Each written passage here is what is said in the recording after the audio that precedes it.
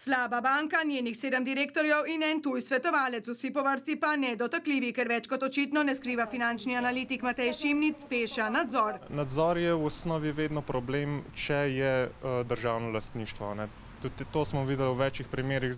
In nič drugače ni pri slabi banki, dokaz pa svetovalni posli skandinavsko družbo Quartz, težki 2,5 milijona in to kljub temu, da ob ta istega Torbjorna Mansona trčimo tako v naši slabi banki kot družbi Quartz, kjer je partner, s čimer je, razgrinja ekonomist Sašo Polanec, do dobro načeto zaupanje v banko in njene direktorje.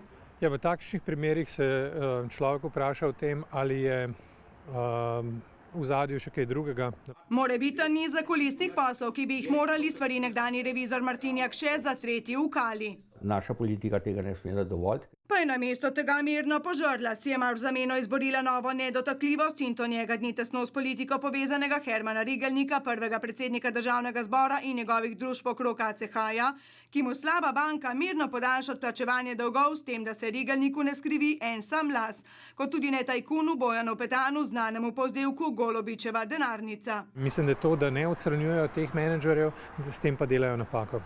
Še posebej, ker imajo za razrešitev tajkunov na zakone, kaže Jakše, vse čarobne paličice, le zavihteti bi jih bilo treba, kot bi jih morali pri prodaji Celovških dvorov ali vsaj oddaji v najem. Ta hip je to samo mrtva teža, samo denar je vezen v tem, nikakršnih koristi ne dobijo.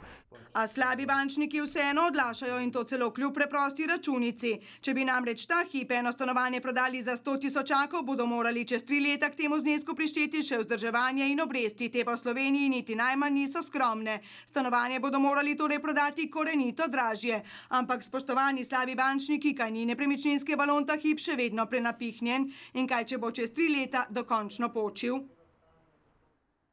No, slaba banka pa postavlja naše vrle politike v sila klavrno luč tudi zaradi njihove lanske obljube, kako bo banka delovala pičlih 5 let, zdaj pa že govorijo o 10 letih, kar že podrobno pregleduje tudi namestnik predsednika Računskega sodišča Samo Jereb in to v velikem strahu, da vnovič ne bomo priča podobni zgodbi, kot je bila zgodba o družbi za upravljanje in svetovanje. Zgodba o DSO, ki so jo osnovali zgolj za opravljanje privatizacijskih in denacionalizacijskih poslov. A čeprav je ta družba s temi posli že pred leti opravila, ta družba še vedno obstaja, ker so ji na vrat na nos dodelili druga in povsem za lase privlečena dela. Vse zato, da politiki lahko v tej družbi še naprej kadrujejo in vračajo usluge. Poglejmo izjavo.